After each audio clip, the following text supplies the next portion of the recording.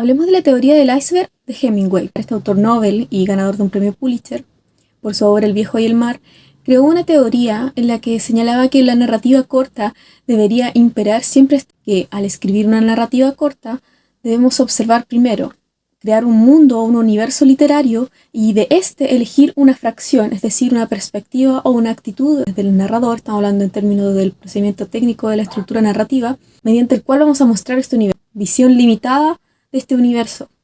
¿Y qué genera? Genera un efecto inmediato que genera un doble atractivo, ya que es un texto que por sí mismo, estamos hablando de la punta del iceberg, que es la palabra escrita, ofrece elementos explícitos que generan una atención y una captación respecto de los lectores de primer nivel, es decir, los niveles que solamente son capaces de percibir elementos explícitos y no van por debajo ni en la profundidad del texto.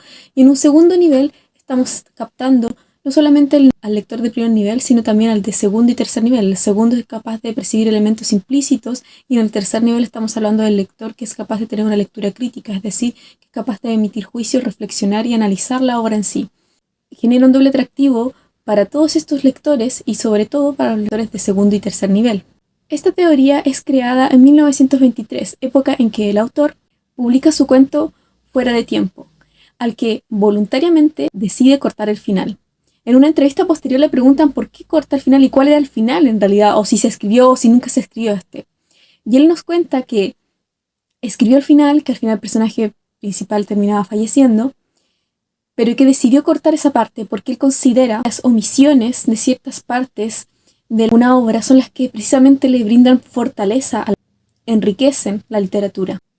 En otras palabras, nos está diciendo, estoy recordando que hay que recurrir a uno de los elementos de la buena redacción. Estamos hablando de la concisión, esta arte o capacidad de poder decir lo más con lo menos. Es decir, evitar las pausas innecesarias dentro de la narración, las interrupciones, las distracciones que se pueden encontrar en párrafos, capítulos incluso, o dentro de una oración, palabras que están de más. Esto se relaciona con una idea que desarrollaba también el autor del Principito, que decía que la perfección, hablando de la escritura, se logra no cuando no hay nada más que agregar, sino cuando no hay nada más que quitar. Y pensemos que tanto Hemingway como el autor del Principito están pensando en obras de narrativa corta, donde muchas veces la excelencia se lograba con omisiones y con silencios que otorgaban fuerza a sus obras. Si quieren saber un poco más sobre esto, les recomiendo el libro Arte del cuento de Ernest Hemingway, publicado en 1956, donde desarrolla a fondo todo su proceso creativo y estas perspectivas que él tenía. Esta técnica de escritura evidentemente nos lleva a pensar en el metatexto y en la profundidad de lo relatado.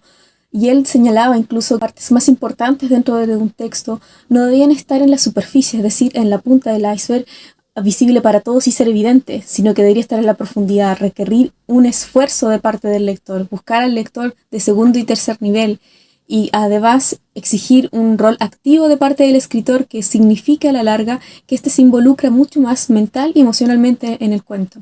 Esto es llevar un paso más allá de la intensidad, que es uno de los elementos de la narrativa corta.